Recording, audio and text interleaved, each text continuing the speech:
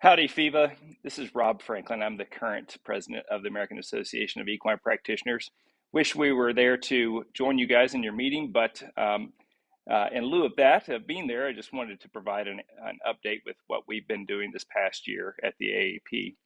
One of the big things that we've been working on is our Commission for Equine Veterinary Sustainability. This is a 3-year or year 3 of a large undertaking, really trying to overhaul equine veterinary practice. And I think we're really seeing some results and getting some traction in the industry and talking to other internationals, associations. I'm seeing the same thing there. We had the opportunity to visit the Australians and the British, and I think things are definitely changing and changing for the better. And so we're excited about that, and we're excited to be part of that change and really want to share our resources with you. So I'm going to attach a QR code so that you can quickly access our deliverables and the work that we've done for the Commission for Equine Veterinary Sustainability, which is really made up of 5 elements. The first being our student outreach,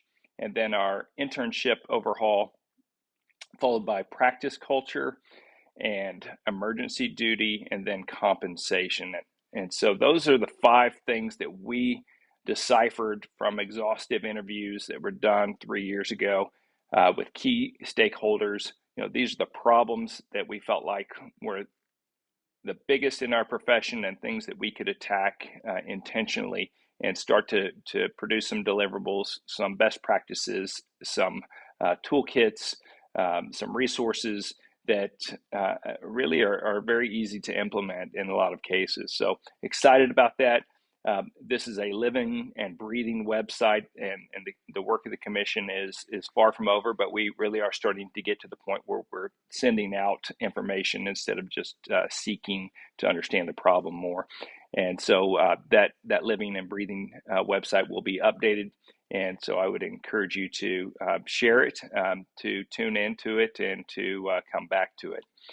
Another thing that I was able to talk about at the British Equine Veterinary Association meeting was the illicit use of xylazine. And I didn't get the sense that that was a big problem in Europe, but just to put it on your desk so that if it does come, you realize that it's not completely novel. But over the past couple of years, illegal drug manufacturers have been cutting their drugs, so whether that be methamphetamines or something else, but they've been adding xylazine, and they're using a chemical sort of compound of xylazine. They're not sort of raiding or stealing from veterinary clinics at this point. They may, but it is cheaper, obviously, to buy it in the chemical form, and they're adding that to the illegal drugs.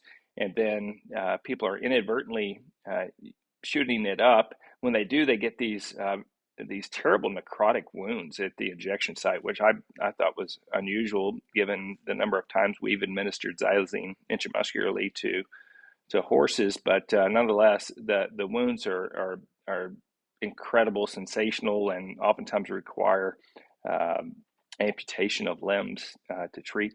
And not only wounds, but people are just, they're being made unconscious due to the drugs. We all know how dangerous xylazine is and how sensitive we are to those medications, and then they're not responsive to the typical opioid reversals like Narcan. So it's a problem, and it's a big health problem. The other side of the equation is the regulation of xylazine. And so we have been under pressure from our drug enforcement agency to consider, or they're considering scheduling the drug, which means it goes into drugs that have less clinical use and have more potential for abuse and increased record keeping, of course, increased cost. And so it just would be a big problem for our day-to-day veterinary practice. So we have worked at the state and the federal levels to prevent that from happening at this point. And so far that's worked, but that's an ongoing thing. And certainly if they start, they being the drug sellers and manufacturers start to steal it from the veterinary channel, I would imagine that would quickly become a scheduled drug. So hopefully it doesn't occur in Europe. It's a terrible thing. But if it does, please feel free to reach out, and we'd be happy to share with you our work on the issue. Another thing I want to share with you is just a direction that we're heading in terms of our continuing education.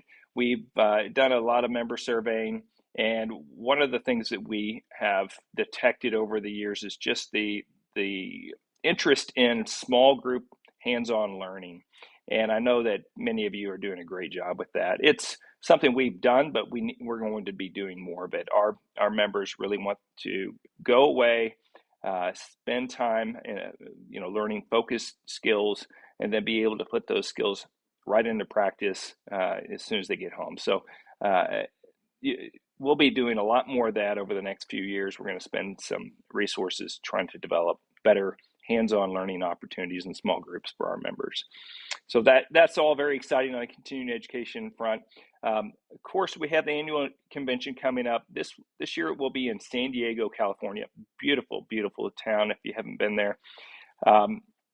Typically, the California weather is just incredible 12 months out of the year, especially Southern California around San Diego. So I do want to invite you and offer you all a complimentary registration. So if you are interested in coming, please reach out.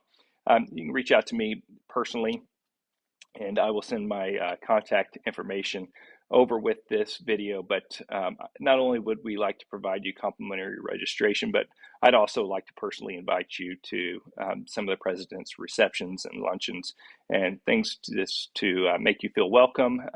And certainly so many of you have provided tremendous hospitality to the AAEP over the years, and we wish to return that sentiment to you.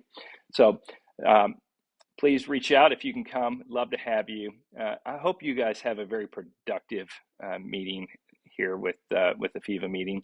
And in the meantime, I just realized the folks here in the USA are pulling for you in Europe, and wish you all peace and prosperity. Until I see you again, thank you.